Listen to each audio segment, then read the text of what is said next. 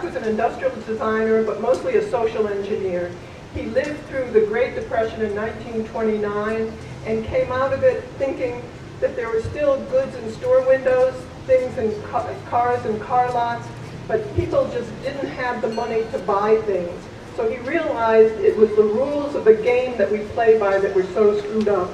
And from when he was very young, he set out to find an alternative social design to take care of the problems that we have today. This is what's very different between Jacque and other protesters and people who understand that the system is not working, but they do not pose an alternative.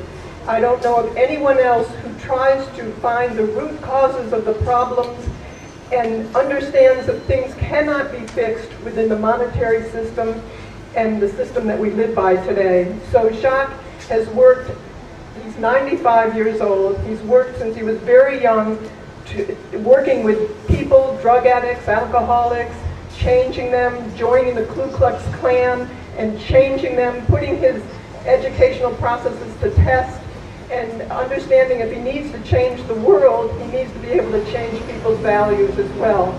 So he's arrived at a totally new social design, and he backs it up technically. These are not just words that he talks about. If you go to our website, thevenusproject.com, you'll see what this new world civilization, this sustainable future would look like. So I see eventually, whether the Venus Project gets off the ground or not, this is what I see. I see machines displacing people.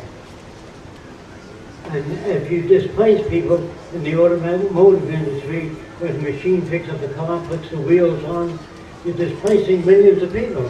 You don't need air conditioning, you don't need to pay them for vacation, you don't need to take out insurance on their health, and you don't need all the lights you need with people working there. So industry will put in machines wherever they can. But here's the downfall. If you keep doing that all over the country, people will not have the money to buy vacuum cleaners, electric fans, or refrigerators. If you displace most people by machines, how are they going to buy things? So it's a self-contradictory system. And this is the basis of understanding that politics was good 100 years ago, but it's obsolete today. Everything that you have in your home, those of you that have a home, your television set, your washing machine, your refrigerator, your electric lights, are all technical. There's nothing political about that. Oh, it's all technical. If you took away the technology today, you'd have people pulling boats along the river. Do you understand that? It's technology that frees you from things. It's electric air conditioning that makes your house tolerable. So we don't want to put the technicians in control any more than they're in control today. All the technicians do is build bridges. If you're a bridge designer, if you're an airplane designer, you can work on airplane design, but you don't tell people what to do. It isn't that technicians will rule the world. I'm against that. I'm against scientists ruling the world. I don't see any real scientists protesting against the exploitation of young kids when they work in factories. We used to hire children that were 12 years old and put them in factories and work them Saturday and Sunday. It's when people march to free those kids from those conditions. Why do women have to fight for women's rights? Why do women have to march years ago for a public library? I don't know why just women did, but they did march, and they wanted a public library. So if people couldn't afford books, they could have access to books. Well, then there's the metaphysician who really believes that everybody has goodness within themselves. They really don't have anything within themselves. If you were brought up in Nazi Germany as a baby, after Hitler burned most of the books, you'd be a Nazi. If you're brought up in Australia, you say, "How are you, mate?" That would be normal to the way you speak. If you're brought up in Germany, Deutschland over alles, Germany above all. If you're brought up that way.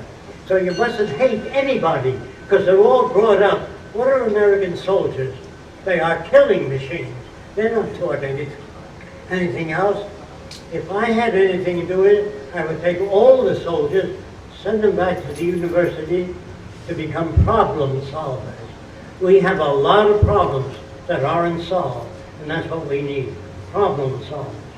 For every Edison we found, imagine all the Edisons we never found. I don't say Edison was good either, he was a crook also.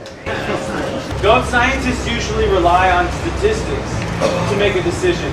It seems usually it's statistical analysis, and then they draw a conclusion from that, and then as science evolves and as we make new sciences, we will again have like better kinds of statistics or whatever, and then we'll apply those to the new technology that we develop.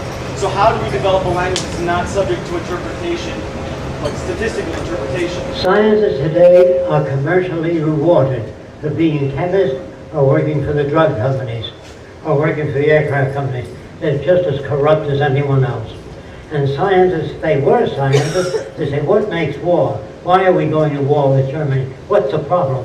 What makes a man the way they are?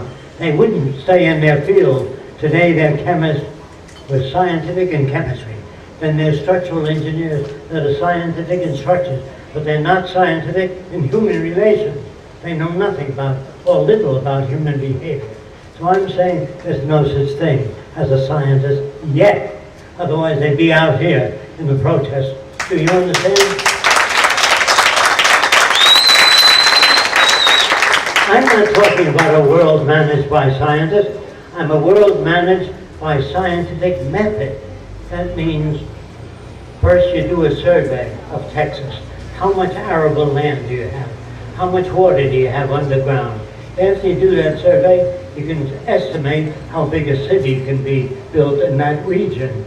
If it doesn't have the resources, it won't work. If you have a population far above 7 billion, there will not be enough food to go around, and there's going to be territorial disputes. Territorial disputes are not made by bad people, or fascists, or communists, or socialists, or free enterprises.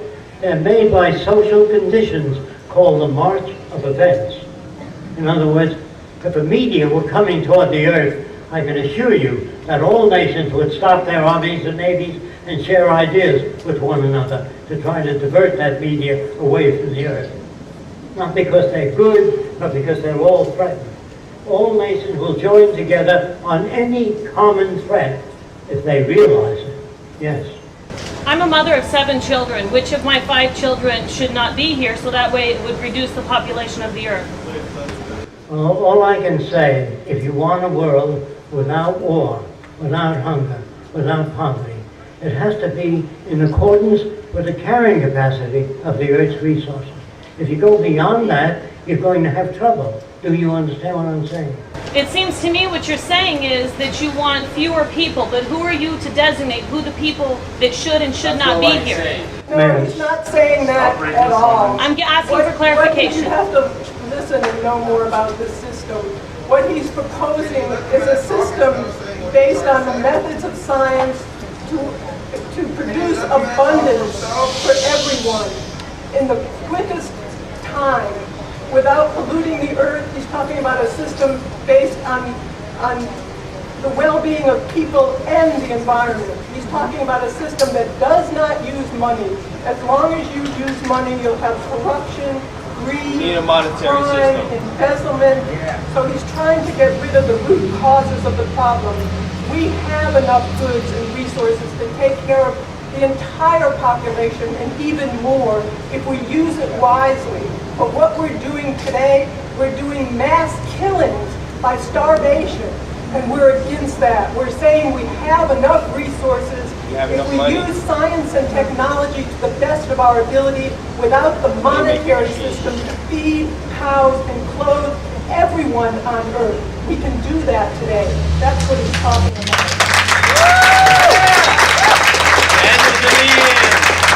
I'm not against you. Sometimes a person comes up to me and he says, I have 10 children. And when I say, what are they for? What are they for? Just having children is not wisdom. No, I don't believe in depopulation. I believe in educating the public. Why don't you put 10,000 people on the boat? Because it'll sink. the displacement of that boat determines how many people you can put on, not Fresco. And if you want to take 400 people, put them in a spaceship, it won't get off the ground. You have to figure what the thrust is, how much thrust you can develop in a spaceship. And when the government came up to scientists and said, can you put a man on the moon? The first thing they said is, I don't know. So I'm saying there is other ways of thinking about things, but you need help. When a man takes his belt off and whips his kid, is he bad? No. He doesn't know any other way to get to them. He says, do what your daddy says. The kid doesn't, so he whips him, because his daddy whipped him. He doesn't know. Now, protesting the stock exchange will not change anything. I hate to tell you this. I wish it did. I'm going to try to tell you what we have to do to live in a world without war, without poverty, without hunger, and without most crimes. All criminals are made by this society, by the monetary system and scarcity, and burdens that are too big for the average person to handle. There will be no armies, no navies, no prisons, and no police in a resource-based economy. Why? Because it's just like the public library. You can access any book you want to. Next door to the public library, we have a camera center where anybody in the community, and with 7-year-old all kids, can walk in and say, I've come to check out the camera. Free, no fee involved. You understand that? Just like the public library. Next door to that, you have musical instruments where anybody, like the public library, can check out any musical instrument. The Venus Project is sharing all the Earth's resources with all the world's people. A resource-based economy is using resources rather than money, making all things available to all people. And if you don't do that, you'll have wars, robbery, crimes of all kinds. Even every criminal is made by this culture. Once you make things available, that's the end of crime. Do you understand that?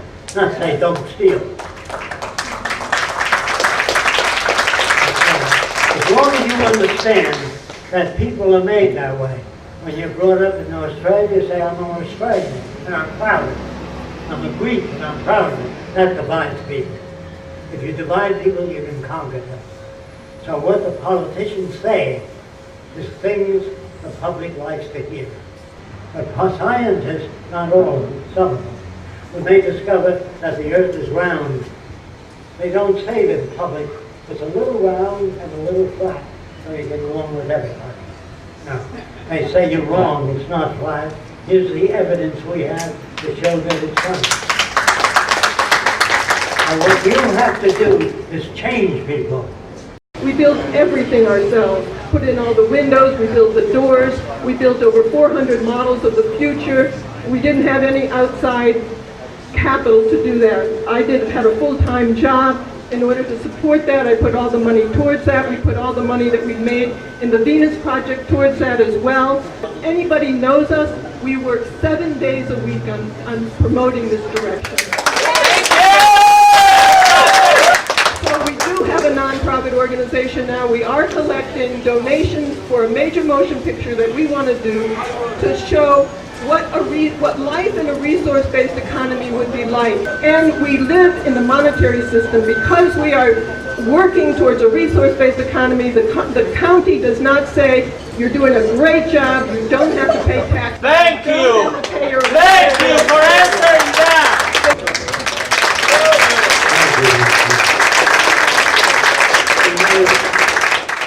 To be able to change people's values as well. So he's arrived at a totally new social design, and he backs it up technically. These are not just words that he talks about. If you go to our website, thevenusproject.com, you'll see what this new world civilization, this sustainable future would look like. So other protesters and people who understand that the system is not working, but they do not pose an alternative. I don't know of anyone else who tries to find the root causes of the problems and understands that things cannot be fixed within the monetary system and the system that we live by today.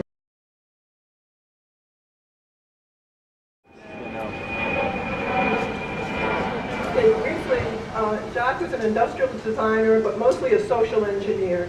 He lived through the Great Depression in 1929 and came out of it thinking that there were still goods in store windows, things in cars and car lots, but people just didn't have the money to buy things. So he realized it was the rules of the game that we play by that were so screwed up. And from when he was very young, he set out to find an alternative social design to take care of the problems that we have today. This is what's very different between Jacque and others. So Jacque has worked, he's 95 years old, he's worked since he was very young, working with people, drug addicts, alcoholics, changing them, joining the Ku Klux Klan, and changing them, putting his educational processes to test, and understanding if he needs to change the world, he needs